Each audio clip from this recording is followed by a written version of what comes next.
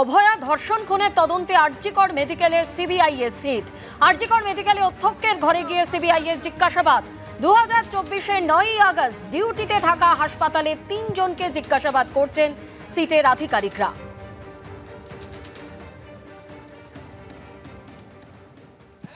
আরজিকর হাসপাতালে তদন্তে ইতিমধ্যে সিবিআই এর এসআইটির টিম আমরা দেখতে পাচ্ছি যে যারা এসআইটির সদস্যরা রয়েছেন তারা ইতিমধ্যে এসে পৌঁছেছেন আরজিকরে। এখানে আমরা জানি যে পুলিশের তরফ থেকে যে তদন্ত করা হয়েছে পরবর্তীকালে সিবিআই তদন্তভার হাতে নেয় এবং এই ধর্ষণ খুনের ঘটনায় তদন্ত করতে এর আগেও এসআইটির টিম তারা এসে পৌঁছেছিলেন এবং এখনও দেখা যাচ্ছে এমএসবিপির যে অফিস সেই অফিসে এসে পৌঁছলেন 3 সদস্যের এসআইটি টিমের সদস্যরা এবং তাদের তরফ থেকে এর আগেও এখানে তারা এসেছিলেন, ঘটনাস্থলও পরিদর্শন করেন এবং তার সাথে সাথে বেশ কয়েকজনকে জিজ্ঞাসাবাদের প্রক্রিয়াও চালানো হয়। এখন দেখা যাচ্ছে যে সিবিআই এর এসআইটি টিমের সদস্যরা তারা এসে পৌঁছেছেন এমএসবিপির অফিসে। এখন দেখার বিষয় এই ধর্ষণ খুনের ঘটনায় পরিবারের তরফ থেকে বারবার করে জানানো হচ্ছিল যে যেভাবে তদন্ত চলছে সেইভাবে তারা খুশি নয়, তবুও তারা আস্থা রাখছেন সিবিআইয়ের ওপরে। কিন্তু এই যে নতুন করে এসআইটি গঠন, হাইকোর্টে তারা রিপোর্ট পেশ করেছেন, লোয়ার কোর্ট বিশেষ করে শিয়ালদা কোর্টে তাদের স্ট্যাটাস রিপোর্ট জমা হয়েছে এবং সেই ক্ষেত্রে আগে যিনি তদন্তকারী আধিকারিক ছিলেন তার যে তদন্ত সেটা তারা খতিয়ে দেখার পর ঘটনাস্থল ফের তারা পরিদর্শন করেন। আজকে আবারও আরজিকর হাসপাতালে সিবিআই টিম। এখন দেখার বিষয় এই আরজিকরের ধর্ষণ খুনের ঘটনায় রহস্য উন্মোচন কি হয় কিনা। ক্যামেরায় সন্দীপ পালের সাথে আবির দত্ত, এবিপি আনন্দ।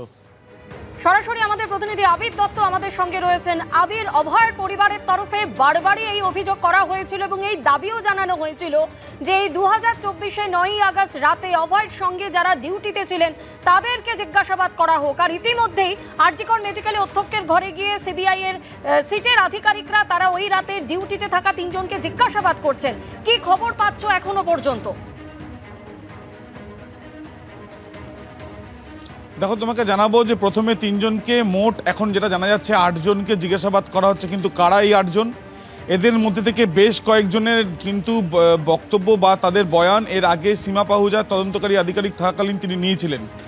আরও বেশ কয়েকজনকে নেওয়া হচ্ছে যারা অন্য ডিপার্টমেন্টে রয়েছেন এবং সেদিনকে কর্তব্যরত অবস্থায় ছিলেন, তাদের বক্তব্য বা তাদের বয়ান নেওয়া হচ্ছে। যেদিনকে এই ঘটনা ঘটে সেদিনকে যে সময় এই ঘটনা ঘটেছে বলে আদালতে চার্জশিট দিয়ে সিবিআই তরফ থেকে দাবি করা হয়েছিল, মোট এই যে তদন্তের যে তদন্ত করা হয়েছে সেখানে যে নথি ইতিমধ্যে তদন্তকারীদের হাতে রয়েছে প্রায় 20টি ভলিউমে, প্রায় 1000-এর উপরে পাতা।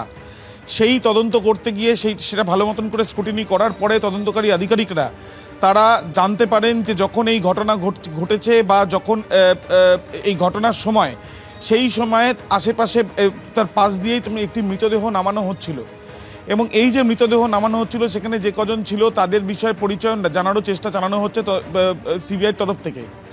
দ্বিতীয়ত, এর আগে যাদের যাদের বয়ান নেওয়া হয়েছিল সেই তাদের বয়ান হাতে রেখে বয়ানে তারা কি জানিয়েছিলেন সেই নথি হাতে রেখে তাদের মধ্যে বেশ কয়েকজনকে কিন্তু আজকে জিজ্ঞাসাবাদ করা হচ্ছে। সেখানে প্রায় 6 জনের মতো নার্স রয়েছেন এবং মোট 8 জনকে যে জিজ্ঞাসাবাদ করা হচ্ছে সেই 8 জনকে মুখোমুখি বসিয়েও জিজ্ঞাসাবাদ করা হচ্ছে এমনটা জানা যাচ্ছে। এই জিজ্ঞাসাবাদের পিছনে কারণ কি? কারণ মূলত দুটি। প্রথম, শিয়ালদা আদালতে যে স্ট্যাটাস রিপোর্ট সিবিআই তরফ থেকে দেওয়া হয়েছে এবং তার সাথে সাথে হাইকোর্টে যে রিপোর্ট দেওয়া হয়েছে সেই রিপোর্টে সিবিআই তরফ থেকে জানানো হয়েছে যে তারা এর আগে সিবিআই তরফ থেকে যে তদন্ত করা হয়েছে সেটা তারা স্ক্রুটিনি করছেন। অন্যদিকে তারা পানিহাটি শ্মশানে তাদের প্রতিনিধিরা তারা গিয়ে ঘুরে আসেন। একটা অভিযোগ পরিবারের তরফ থেকে তোলা হয়েছিল, সেটা হচ্ছে যে ময়নাতদন্ত যখন হয়েছে সেটার ময়নাতদন্তটা কতটা স্বচ্ছভাবে হয়েছে সেই বিষয় নিয়ে অভিযোগ তোলা হয়েছিল।